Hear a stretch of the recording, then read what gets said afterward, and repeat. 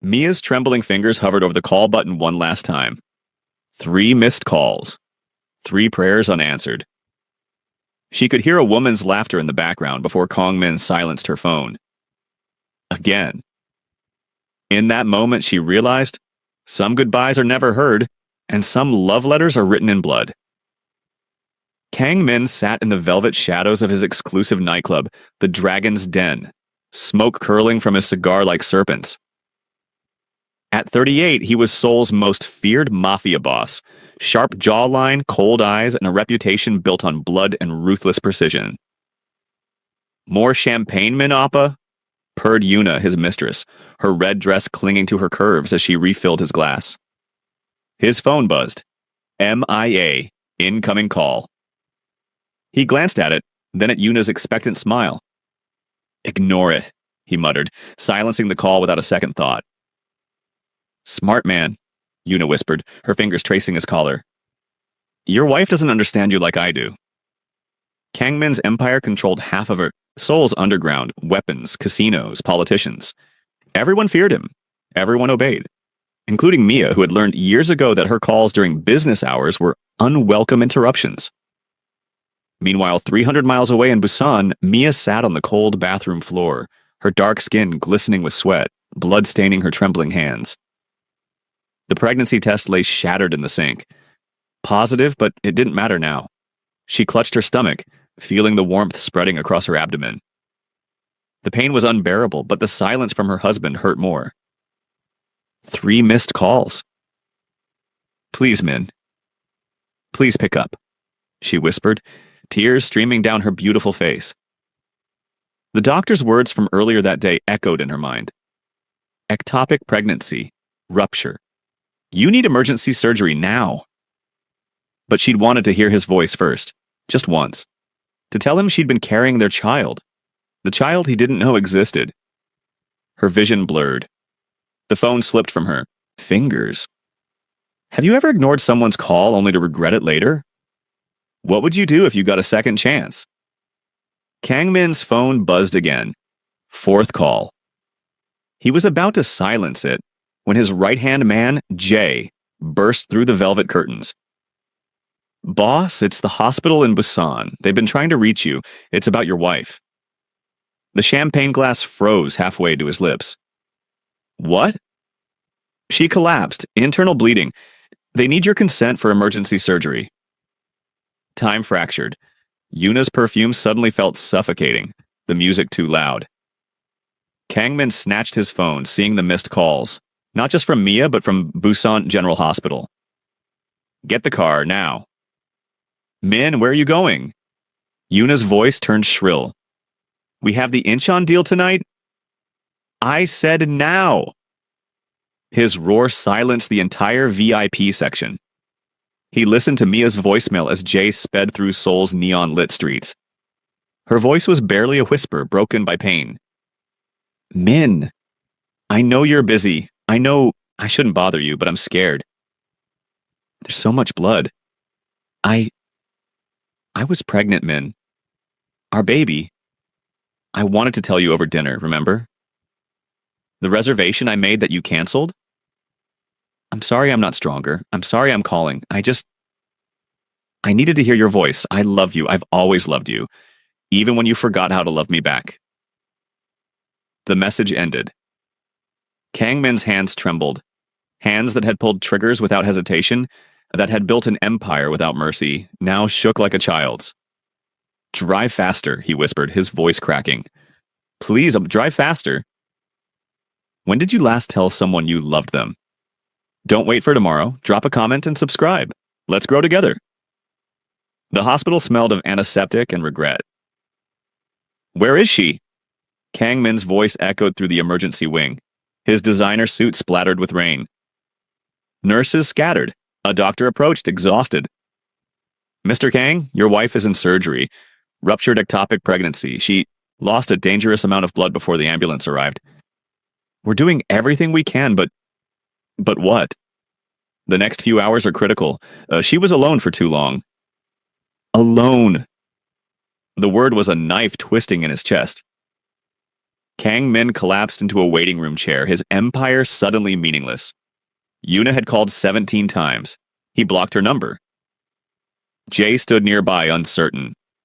Boss, the Incheon deal? Cancel everything. Kang Min's voice was hollow. Cancel it all. He pulled out his phone, scrolling through photos he barely remembered taking. Mia laughing at their wedding 5 years ago. Her beautiful dark skin glowing in her white dress, her eyes full of hope he'd slowly extinguished. Mia cooking in their kitchen, dancing when she thought he wasn't looking. Mia asleep on the couch waiting for him to come home. When had he stopped coming home? When had phone calls from his wife become interruptions instead of lifelines? Sir, there's something else, the doctor said, gently. Your wife left instructions. If anything happened, she wanted you to have this. He handed Kang Min a sealed envelope. Inside, a single ultrasound image. 8 weeks, and a note in Mia's elegant handwriting. I was going to tell you tonight. I hoped this would bring you back to me. I hoped you'd remember why you married me. I was wrong, but I'll love you anyway. You're Mia. Kang Min's world shattered. 6 hours. The surgery took 6 agonizing hours. Kang Min hadn't moved, hadn't eaten, hadn't breathed properly. Jay brought coffee he didn't drink. His phone exploded with messages from his organization. Rival gangs sensing weakness, deals collapsing, chaos spreading. He ignored them all. Mr. Kang? A nurse finally emerged. Your wife is out of surgery. She's stable but weak. You can see her now. His legs barely carried him. Mia lay in the hospital bed, tubes connected to her arms, her beautiful face pale against white sheets. The steady beep of monitors was the only sound. She looked so small, so fragile. Nothing like the vibrant woman who used to greet him with kisses he'd learned to dodge. Kang Min pulled a chair close, taking her hand carefully, afraid he might break her. Mia, he whispered. I'm here. I'm so sorry. I'm here now. Her eyes fluttered open, unfocused from medication. When she saw him, confusion crossed her face. Min? Are you real? Or am I dreaming again? I'm real. I'm here. A tear slid down her cheek. You came. You never come. I should have come every time you called, every single time. The baby, her voice broke. Min, we lost... I know. He pressed her hand to his lips, his own tears falling freely now. I know, and I'm sorry. I'm so sorry. Mia's breathing was labored, each word costing her. Why are you here? Don't you have business? Someone waiting for you? No one's waiting. No one matters except you. She smiled weakly, sadly. Liar. You've always been a beautiful liar. Not anymore, he promised. Never again. For 3 days, Kang Min never left Mia's side. His empire could crumble, he didn't care. On the 4th day, as Mia slept, he found her journal in the bag the hospital had saved. He shouldn't have read it, but he did. Entry 6 months ago. Min came home at 4 a.m. smelling like jasmine perfume, not mine. He said it was business. I said okay. I always say okay. When did I become so small? Entry 3 months ago. I made his favorite meal. He didn't come home. I ate alone. Again, the food was cold. Like our bed. Like my heart. Entry 1 month ago. I found out I'm pregnant today. I'm terrified and happy and alone. So alone. I don't know if Min will care. I don't know if Min even sees me anymore. But this baby... Maybe this baby will remind him why he loved me once. Entry 1 week ago. The pain started today. Something's wrong. I'm scared. But I can't tell him I'm scared. He hates weakness. So I'll be strong. I'll be strong until I can't anymore. Final entry. The day she collapsed. I'm calling him one last time. If he doesn't answer, I'll know. I'll know I was never his priority. I'll know I loved a man who forgot how to love me back. Goodbye, Min. I loved you enough for both of us. It just wasn't enough.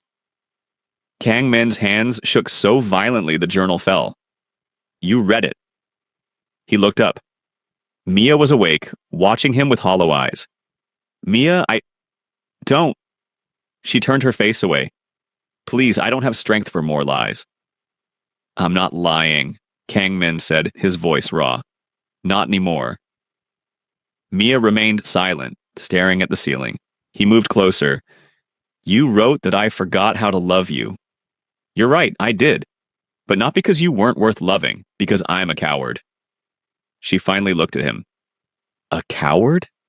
You who commands armies of men? Yes, a coward.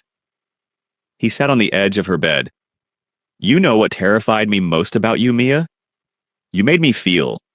In my world, feelings are weaknesses. Enemies exploit them, so I built walls. I pushed you away. I convinced myself that distance kept you safe. Safe from what? From me? From my life? From the monster I've become?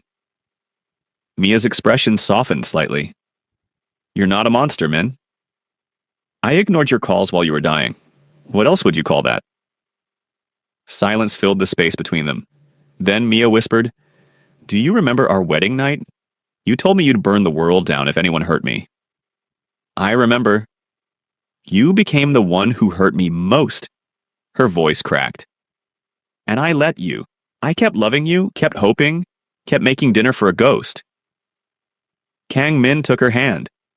I don't deserve forgiveness, but I'm asking anyway. Let me fix this. Let me prove I can be the man you married.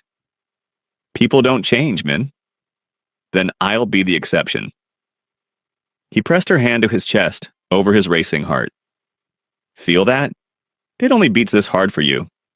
It always has. I just forgot how to show it. For the first time in years, Mia saw something in his eyes she'd thought was dead. Hope. 2 weeks later, Mia was recovering at home, their penthouse overlooking Seoul's skyline. Kang Min had been attentive, cooking her meals, reading to her, sleeping in a chair beside their bed. It felt like a dream, too perfect to be real. Then reality shattered their fragile peace. Mia woke one night to voices in the living room. Kang Min's voice, tense, and a woman's voice she recognized instantly. Yuna? You can't just cut me off, Min. After everything we shared nothing. It was a mistake. A mistake that lasted 8 months? Yuna's laugh was bitter. I'm not some random girl. You promised me things. You said your marriage was dead. Mia stood in the bedroom doorway, her heart shattering all over again. Kang Min saw her. Mia. 8 months. Her voice was barely a whisper. You've been with her for 8 months? It's over. It meant nothing. Nothing? Mia's scream echoed through the penthouse. While I was dying alone, you were with her for 8 months and you call it nothing? Yuna smirked. He never loved you. He told me, Get out! Kang Min roared at Yuna. Get out before I forget you're a woman. Yuna left, but the damage was done. Mia looked at her husband with eyes full of devastation. I almost died believing you'd changed. But you're still the same man who ignored my calls. The same man who chose someone else over me, over our baby. Mia, please. No. She removed her wedding ring, placing it on the table between them. I can't do this anymore. I survived death, Min. I won't survive you. Where will you go? Anywhere but here. Mia packed her bags as dawn broke over Seoul. Her body was still weak, but her resolve was steel. Kang Min stood in the doorway, watching her fold clothes with trembling hands. Don't leave. Why not? Give me one reason. Because I love you. Mia laughed bitterly. You loved her too, apparently. No. Kang Min entered the room. I never loved Yuna. She was a distraction from the guilt of failing you. She was easy. You were real. And real was terrifying. So you're a coward again? Yes, but I'm a coward who's begging you to stay. He knelt before her, Kang Min, the fearsome Mafia boss, on his knees. I'll leave the organization. I'll burn it all down. We'll disappear, start over anywhere you want. Just don't go. Mia stared at him, tears streaming. You'd give up everything? Everything I have means nothing without you. You don't mean that. Tomorrow you'll miss the power. Try me. He pulled out his phone, calling Jay. Dismantle everything. Sell the clubs, the businesses, all of it. I'm out. Boss, are you insane? For once in my life, I'm sane. Do it. He hung up, looking at Mia. I'm done being the man who ignored your calls. I want to be the man who answers on the first ring. Mia's hands shook. How do I trust you? You don't. Not yet. But give me a chance to earn it back. He took her hands. Let me spend every day proving you were always my priority. I just lost my way. And if you lose your way again, then you leave and I'll deserve it. But please, Mia, one more chance. 6 months later, Mia stood on a beach in Jeju Island, waves kissing her bare feet. She'd gained weight back, her skin glowing with health, her smile no longer forced. Kangmin walked toward her carrying 2 cups of coffee. He wore a simple white shirt, no tailored suits, no bodyguards, no empire. Just a man learning to be human again. You're smiling, he said, handing her the cup. I have reasons to smile now.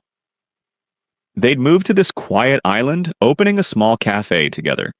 Former Mafia boss and his wife, serving tourists and locals, living simply. Kong Min's hands, once used to violence, now made lattes and pastries. His organization had crumbled without him. Rival gangs had divided his territory. He didn't care. Do you miss it? Mia asked. The power, the control. Kangmin looked at her, really looked at her, the way he used to before ambition blinded him. I miss who I was before I became that man. You're helping me find him again.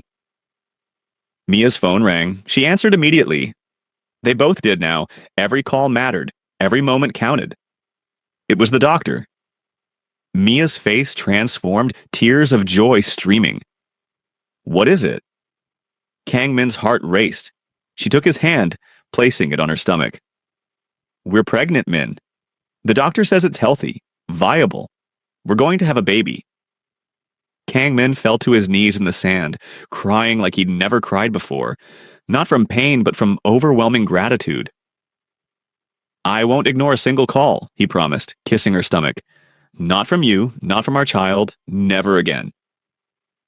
Mia knelt beside him, wiping his tears.